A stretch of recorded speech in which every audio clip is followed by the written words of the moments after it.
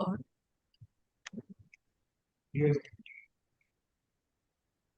Ma'am, your audio is muted. No, it's not. We can hear you now. Yes. Good evening and welcome to our special International Women's Day webinar series presented by Apollo Hospitals. I'm honored to be a host for today's session, which focuses on a critical yet often overlooked aspect of women's health, bleeding issues and fibroid bleeding. It is my pleasure to introduce our distinguished speaker, Dr. Niveditha Bharathy K, obstetrician and gynecologist at Apollo Hospitals, Chennai. With extensive experience in women's health, she specializes in treating gynecological conditions like fibroids, abnormal bleeding, and reproductive health disorders. Her expertise has helped countless women navigate their health concerns with confidence and clarity. Dr. Nivedita, thank you for joining us today. Thank you. Thank you for your nice words. Ma'am, can't hear you. Thank you so much. Can you hear Still me? not audible.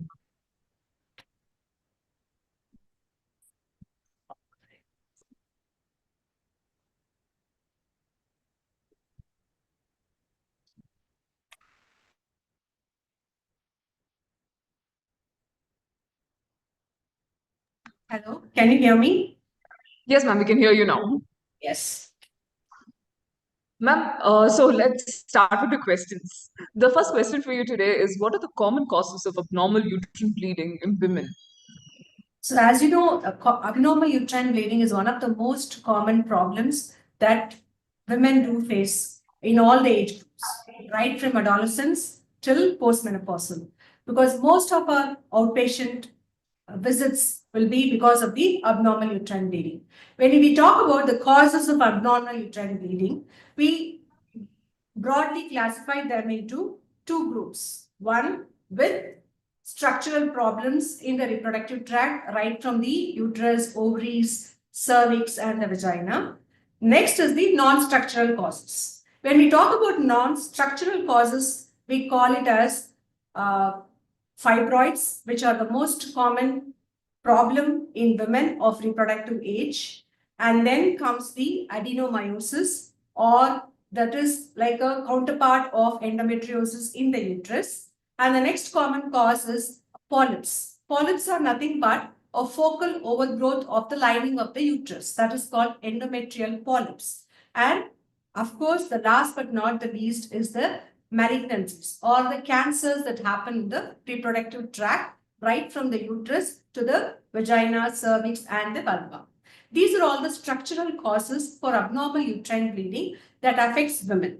Coming to the non-structural causes, that first one is clotting disorders. So people or girls with a clotting disorder, right from their first periods, they will have very heavy and torrential bleeding. Next comes the ovulatory dysfunction, meaning patients with chronic hepatic failure or chronic renal failure, they do have disturbance in the metabolism of the estrogen and thereby causes a lot of bleeding issues as well. And of course, the common problems like thyroid issues, prolactin issues, all these things also, all the endocrine problems also do cause abnormal uterine bleeding. And of course, patients who are on medications like blood thinners, if they are on long-term blood thinners, at some point of time, they do have issues with heavy bleeding. And as well, when the patients are on hormone replacement therapy or on any hormone supplements or steroid treatment, they also do have abnormal uterine bleeding. And there is always one group of patients where they do not fit into any of these classifications or categories, which we call them as not specified reasons. So the most common problem in the reproductive age group is the fibroids. What are the different types of fibroids that you affect the bleeding patterns, doctor? So usually when we say fibroids, fibroids are very innocent growths. They are not cancer. Okay, and it is a very, very common thing that we do see in our clinical practice. If you randomly pick up 10 women and scan them, maybe 5 to 8 of them may have fibroids. But not all of them do have problems because of the fibroids. Maybe of that, maybe 1 or 2 may require treatment either medically or surgically.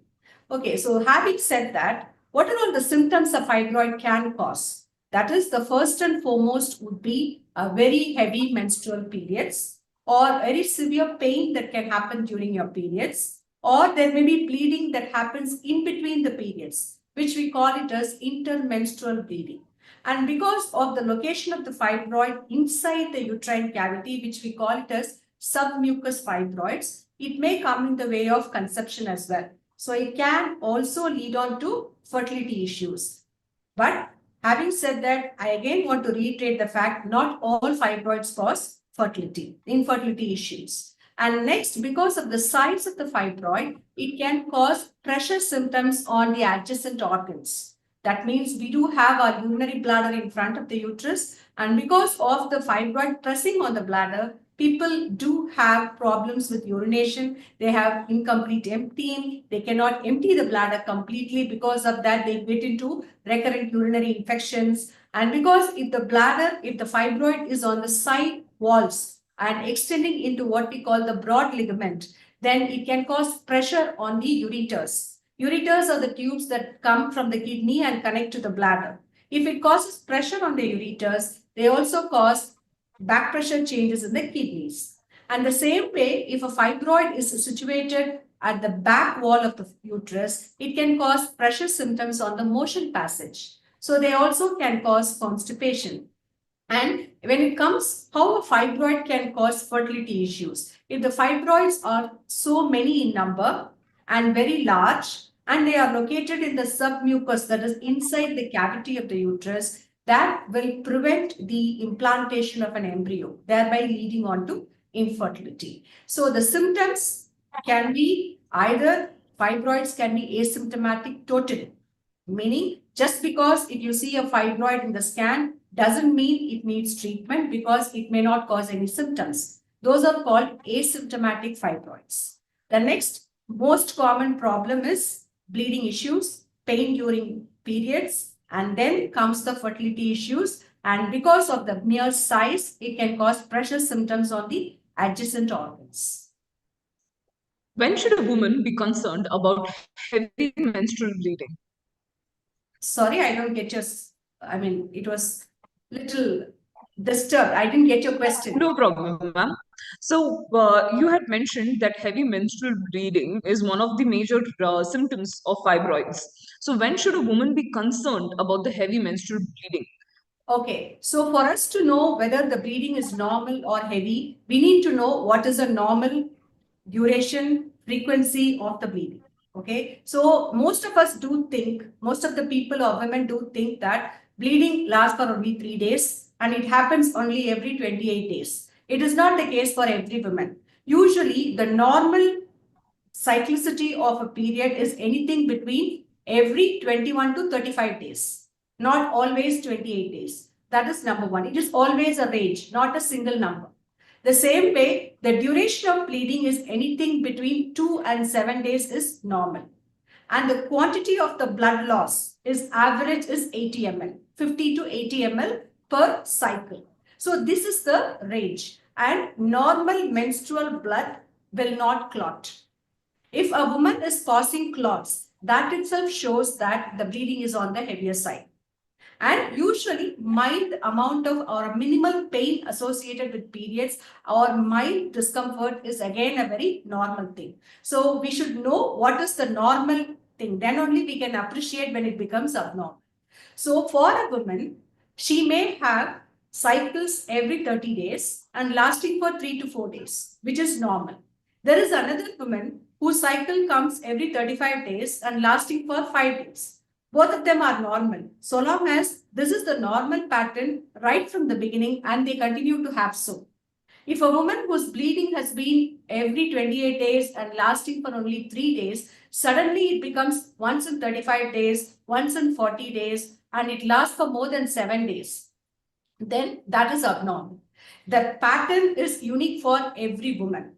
If there is a change in pattern itself, or if it is associated with severe pain, or incapacitating her daily activities, or if there is passing of huge clots, in any of these circumstances, it has to be considered as abnormal and medical help has to be sought.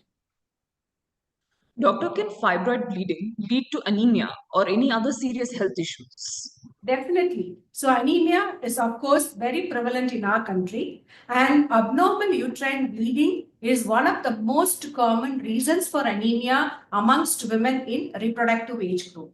Because the reason is many women, even though they realize that their bleeding pattern is abnormal, the statistics say about 1 in 5 women, that is approximately 20% of women between the age group of 35 and 55 do perceive their bleeding as abnormal.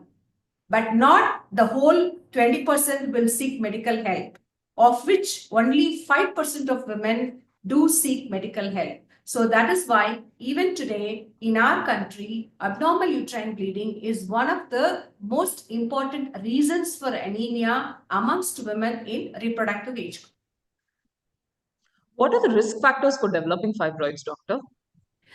Actually, we don't know, honestly, we don't know still what causes fibroids. Why some women do develop fibroids, why some do not. While some people do have large fibroids, while some people do have small without symptoms. But over the period of time, what we have observed is the black women, the race, black race, they are at a higher risk. They don't have developed fibroids. Almost every woman in the black race do have fibroids. And the fibroids amongst them is usually large number, large in size, and also they have multiple fibroids compared to the other race women.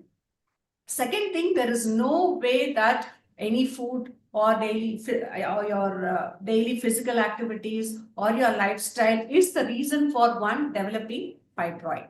But if fibroids are there, obviously we have to follow a healthy lifestyle so that we do not get anemic, we should not let it affect our physical quality of life.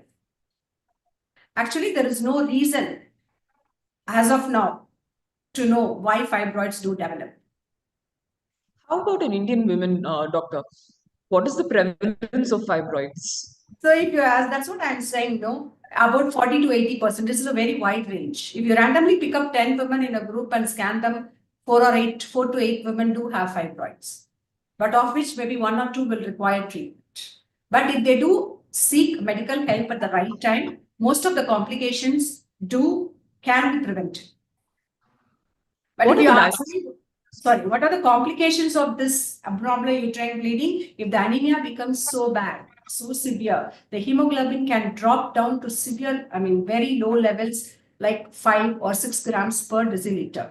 So in that case, they will cause symptoms of fatigue. They cannot take care of their routine activities and frequent absenteeism from work, school, and college. And because of that, if it goes very bad, it prolongs for a long time like that, the heart failure also can come in.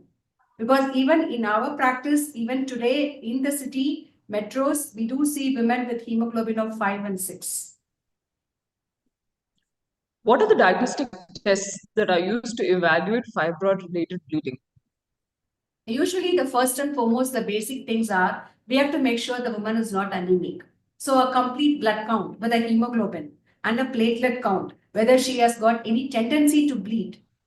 There is a condition called thrombocytopenic purpura, thrombocytopenia, meaning the less number of platelets in the circulation, which can be a reason for abnormal bleeding. So, the first and foremost is it is not only important to check only the hemoglobin, and it is always important to do a complete blood count with all the indices, which will also give us a clue whether the anemia is only because of this bleeding or to some other cause as well.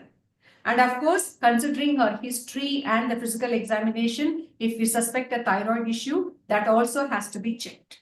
Because hypothyroidism is one other reason for abnormal uterine bleeding. And thyroid issues is a very common problem prevalent in our Indian women. So complete blood count, a thyroid profile, and if the history and physical examination is suggestive of some other problems, we do have to perform the test accordingly. And then comes the most important one, a simple ultrasound scan. That will diagnose the reason for the abnormal uterine bleeding, because it will pick up any structural changes in the reproductive tract, like the fibroids, adenomyosis, endometriosis, or an endometrial polyp, or any problem with the cervix, vagina, or in the vulva. So the basic things would be a complete blood count, thyroid profile, and an ultrasound scan as a preliminary examination or investigations to evaluate the abnormal uterine bleeding. What are the treatment options available for fibroid bleeding, doctor? Okay, so when we talk about fibroid treatments, first we have to treat the bleeding issues. That is, we have to give some medication, be it non-hormonal or hormonal medication, to control the bleeding. That is number one.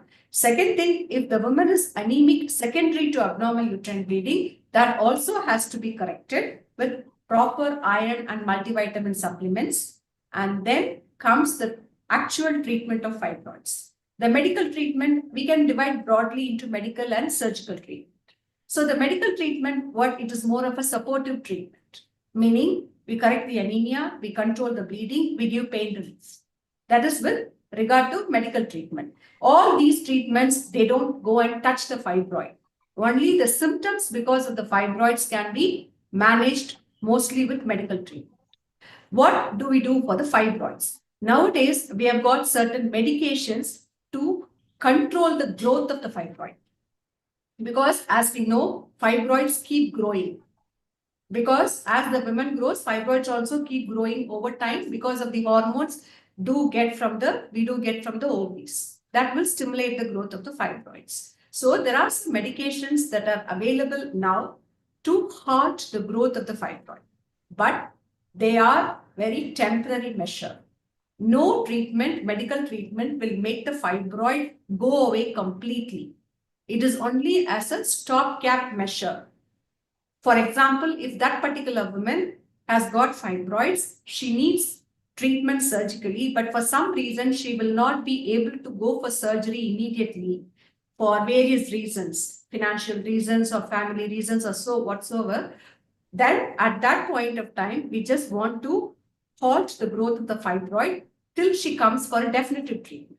So in that situations, nowadays we have got medications, what we call GnRH antagonist, that can be given to control the bleeding as well as to control the growth of the fibroid. Next comes the surgical management.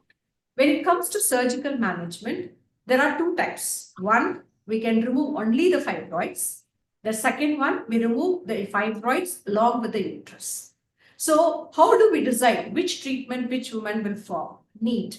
It all depends on the number of fibroids, the size of the individual fibroids, the symptoms, what they are causing, is there any fertility concerns? So based on all that, we decide which treatment will be fitting for a particular woman. For example, if a woman is in the early 30s, she is yet to have a baby. In that case, if she has got a single fibroid, like about 7 or 8 centimeters in size, with some symptoms of heavy menstrual bleeding as well. So in that case, and if it is causing problems with fertility issues as well, in that case, we remove only that fibroid, which is called as myomectomy. On the other hand, if a woman is 45 years of age and she has got multiple fibroids and her bleeding is not getting controlled with medications and her hemoglobin is dropping down in spite of all the treatment, then the option would be to go for a full hysterectomy, meaning removal of the uterus along with the fibroids. So that is how we decide. It all depends on the age, the number, the location of the fibroids, symptoms, and the fertility concerns. And having said that, the surgical options, removal only fibroid and removal of the uterus along with the fibroid. And then we have other options available as well, which is called uterine artery embolization. So as you know, as I told you, the fibroids keep growing. So for the growth of the fibroids, they need the blood supply. So the blood supply comes from an artery called uterine artery, which supplies the uterus. So what they do is, this is done by interventional radiologists. What they do, they put in a tube and block the blood supply of that fibroid. It is again a temporary thing.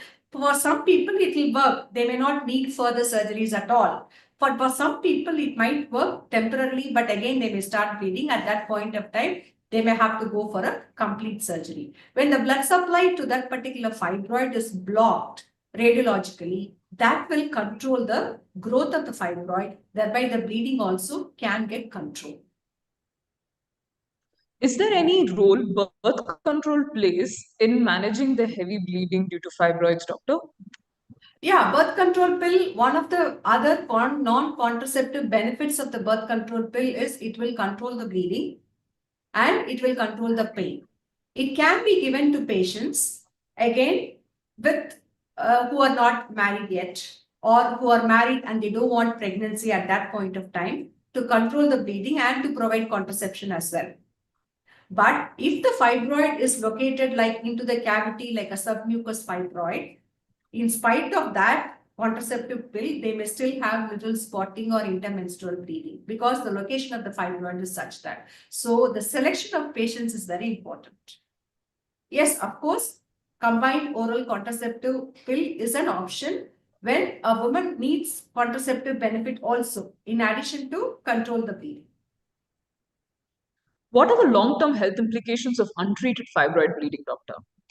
So as I told you, if fibroids is causing symptoms, there is a category called fibroids that are simply sitting there not causing any symptoms. If they have to be just followed up, because if there is any sudden increase, it has to be intervened.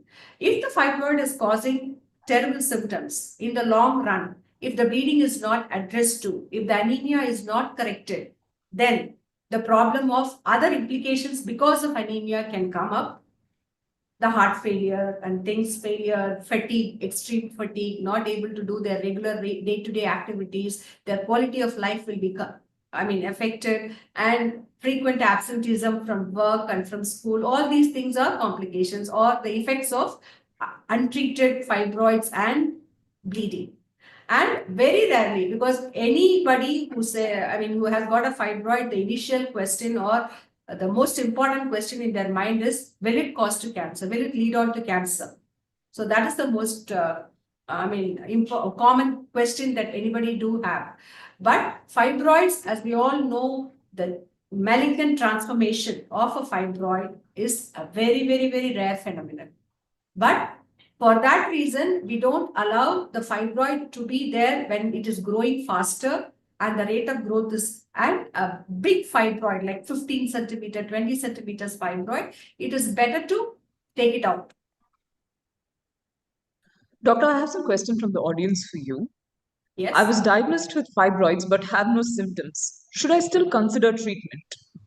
That's what I'm saying. Not all fibroids need treatment.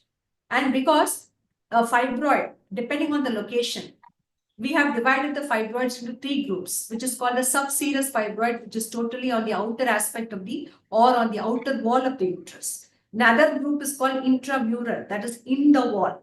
And the other third thing is the submucosal. That is what will cause all the problems with regard to heavy bleeding, fertility issues, everything. Suppose if a fibroid is found as an incidental finding, like when you go for a master health checkup with no complaints with your periods or anything, if you incidentally find a fibroid in the routine ultrasound scan, no need to go for treatment unless it is a very big fibroid sitting there outside the wall. So that needs to be treated. If the fibroid size is less than 5 centimeters, single fibroid, no symptoms, no fertility concerns, no need for treatment. But the only thing is, if you are younger, like that, the same thing happens in a 35-year-old woman. As I told you earlier, these fibroids keep growing. So the growth has to be followed up. At least an annual ultrasound is necessary to follow the growth of the fibroids.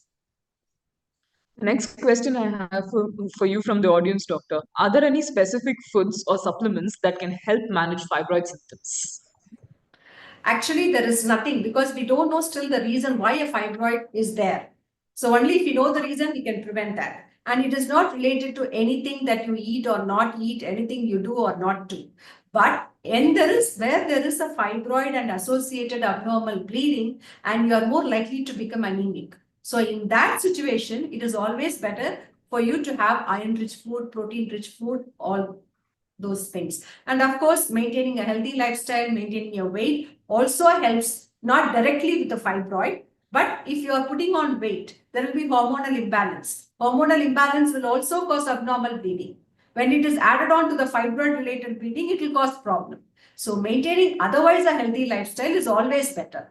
But with regard to bleeding, it is always good to have iron-rich food, protein-rich food, and a healthy lifestyle. Are there any complications to the hysterectomy surgery? See, basically, if it is a poor fibroid alone, usually hysterectomy is, even though it is a major surgery, I wouldn't say it is a very, it is associated with very serious complications. Of course, any surgery is a risk factor. Anesthesia is a risk factor. We don't know how every individual reacts to those drugs and things. But apart from this, if it is a hysterectomy only for fibroid, usually there won't be any major complications. But there are certain situations where we have to anticipate complications like injury to the ureter when the fibroid is located in the broad ligament, that is on the side walls of the uterus. So where the ureter, that is the tube from the kidney to the bladder, will be running behind. So accidentally you can injure that. That can happen. But when there is a fibroid in the broad ligament, the surgeon or the gynecologist would automatically take adequate precautions to avoid that injury. And any surgery, if you do laparoscopically or open, always, because the uterus is situated with the bladder in the front and the bowel at the back. So always injury to the bladder and the bowel should be thought of, particularly if that woman has had previous surgeries earlier, like a previous cesarean or a previous fibroid surgery or previous bowel surgery. If any of those are there, then the risk of injury to those organs are always there. But not by a simple or a plain fibroid surgery, usually is not without major complications. What are the chances of recurrence of a fibroid after surgery, doctor? See, when we do remove the fibroids by surgery, that is called as myomectomy, the fibroid will be removed intact en masse as a whole. That fibroid will not recur again. But if you leave behind the uterus, there is always a chance a new fibroid can come up. So that is the usual thing that we have to counsel the patient before going for surgery. So they will be thinking once this fibroid surgery is done, they are done with it, no more fibroids in their life. No. If the surgery is done at a younger age, especially. So suppose if a woman has had a myomectomy at the age of 30 or 35, she has another 10 to 15 years before she goes into menopause, right? So in that case, a new fibroid can start developing in the uterus. That nobody can predict and nobody can prevent. But whatever the fibroid that has been removed will not recur again. Doctor, if there is a patient who is considering IVF and have been diagnosed with fibroids, is it always a compulsion that they will have to get the fibroid surgically removed before undergoing an IVF treatment? Not necessarily again. It also again depends on the number of fibroids, where they are located, and the size of the fibroids. If the fibroid is a smaller size, like 4 centimeter fibroid situated on the outer wall of the uterus, not coming into the cavity, then no need to go for treatment. But any surgery in the uterus, like removal of the fibroids before a pregnancy is planned, has to be really looked into again and again to see whether it is really required. Because any scar in the uterus should be avoided at any cost if possible. Suppose if the same fibroid is projecting into the cavity where the baby is going to grow, then definitely that should be removed. But if it is in the wall or in the outer aspect, size is small, not multiple, and it is not altering the cavity, that is the usual contour of the cavity. If it is not altered, the cavity is not encroached upon, usually surgery will not be required. It is not mandatory to remove all the fibroids we see before fertility issues, unless we feel that it will come in the way. Thank you so much, doctor. Thank you for your time and this Thank very you. insightful and informative session. Your expertise has helped clarify the issues, symptoms, and treatment options for fibroid-related bleeding and other menstrual concerns. Thank you so much and have a happy Women's Day. Thank you. Thank you for the opportunity.